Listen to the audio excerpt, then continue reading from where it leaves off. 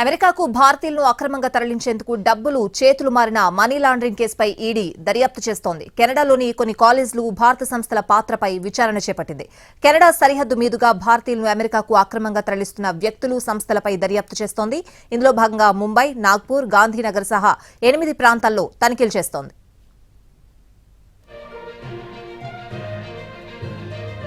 2022 జనవరి 19న గుజరాతీ కుటుంబం కెనడా సరిహద్దు నుంచి అక్రమంగా అమెరికాలో ప్రవేశిస్తున్న సమయంలో శీతల గాలులకు మరణించింది. ప్రధాన నిందితుడు భవేష్ పటేల్తో పాటు మరికొందరిపై మనీ లాండరింగ్ చట్టం కింద కేసు నమోదు చేసింది. ఈ కేసు ఆధారంగా ఈడీ దర్యాప్తు చేస్తోంది. హ్యూమన్ ట్రాఫికింగ్ సంస్థలతో కలిసి నిందితులు కుట్ర పన్ని భారతీయులను మభ్యపెట్టి దేశ సరిహద్దులు దాటిస్తున్నట్లు అధికారులు స్పష్టం చేశారు.